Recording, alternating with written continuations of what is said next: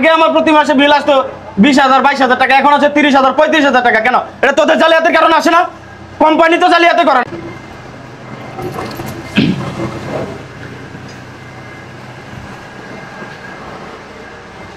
ভাই রিডিং কত লাগতেছেন দেখি? ভাই আপনার দেখা লাগবে না, আপনি যান, যখন বিল আসবে তখন দেখেন। সরেন ভাই আমি একটু দেখি না, আমি তো সকালে সময় নাই ভাই, আমার কত বাসায় যাওয়া লাগবে, আপনি সরেন তো ভাই। আপনি যত বাসাতে যান, আমি বলতেছি দেখাইবেন। দেন খাতা দেন।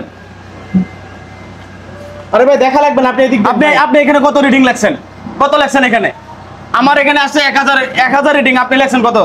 2500 রিডিং লেখা দিয়েছেন। কেন ভাই এই জালিয়াতি করেন কি আপনারা? এই জালিয়াতি করবেন? আপনি অফিস আমার কথা বুঝবে না, জালিয়াতি করে দেশ থেকে ধরে বাচ্চা কাজ শেষ করে ফেলাইছ। আমার কথা বলছে, আমার আইসে 1000 উনি, তুই লাগছিস 2500 উনি। কেন লাগবে এটা? আগে আমার প্রতি মাসে বিল আসতো 20,000 22,000 টাকা, এখন আছে 30,000 35,000 টাকা। কেন? এটা তোদের জালিয়াতির কারণে আসে না? কোম্পানি তো জালিয়াতি করে না, তোরা জালিয়াতি করো। তোদের ভিতরে সবটা কাজ সাথে।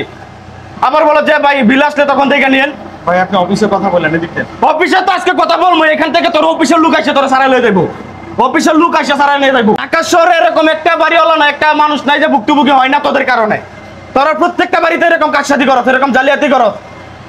তোরা যে মাসে বেতনটা পাস, এটা হালাল ভাবে নিবি না? হারাম করস কেন? হ্যাঁ হারাম কেন করো? আজকে অফিসের লোক আসে তারপরে সারাই লয়ে যাবো। ভাই একটা কথা কবি তোর, একটা কথা কবি তোর গেলে হাত ডুবুটি ভাই গেলাম একবারে।